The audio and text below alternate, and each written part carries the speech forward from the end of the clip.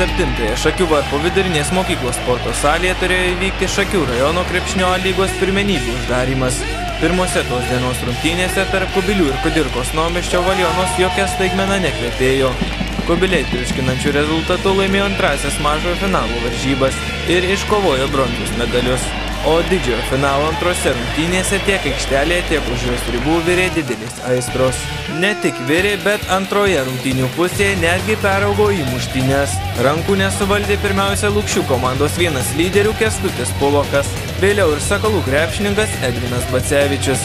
Už nesuvaldytas emocijas abu gavo po techninę pražangą, o Kęstutis Pulokas buvo apskritai diskvalifikuotas. Buvo nežinai, finalai, aistros, eina taškas tašką.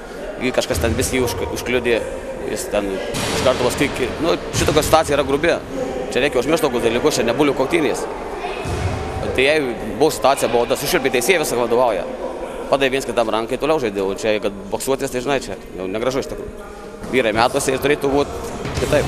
Šios akimirkos ar apskritai visa rungtynių atmosfera netrukus lėmė tai, kad pergalės link ėjusių Lukšių komandos atsarginių žaidėjų suolelio link ėmė skrieti Sakalų gerbėjų mesti daiktai. Vėliau iš balkono nukritęs būgnas stipriai sužalojo Lukšių komandos centrą Valentiną Jurkšaitį. Situacija gavosi, kad sirgalių daug buvo ir tiek mūsų, tiek priešininkų pilna salė.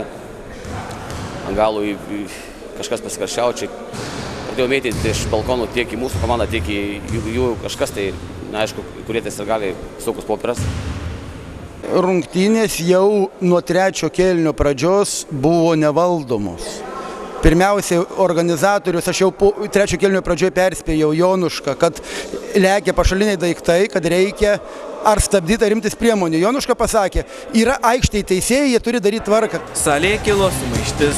Lukšiečiai apskritai buvo nutarę protesto vardan nebaigti šių rungtynių, iki kurių pabaigos buvo likę vos 18 sekundžių, o rezultatas buvo 81-92 Lukšių komandos naudai.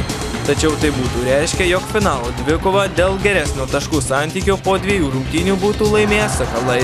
Jie pirmasis varžybas laimėjo 12 taškų skirtumu. Nesvartau dėl ko Lukšiai, kad išėjau, jie paliko aikštelę, nepabaigė varžybų. Šiaip turėjau pabaigti ją ir po to išėjau, rašyti protestą.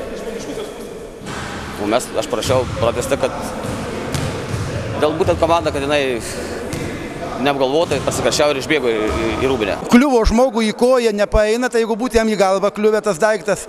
Išėjom dėl komandos saugumo, kadangi buvo žaisti ir net būti aikštėje nesaugu. Čia buvo tik tai, kad turėjo būti policija, tikrai, kad vis tiek finalai yra, tai susirenka jau šiai dienai daug sirgalių, nes komandos visos apylygės. O čia nei aš kalbinu Lukšių komandos, nei teisėjų tuo labiau.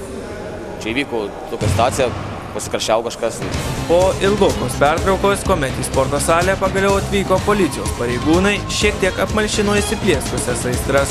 Lukšių krepšininkai visgi nutarė grįžti į aikštelę ir užbaigti šias rungtynes.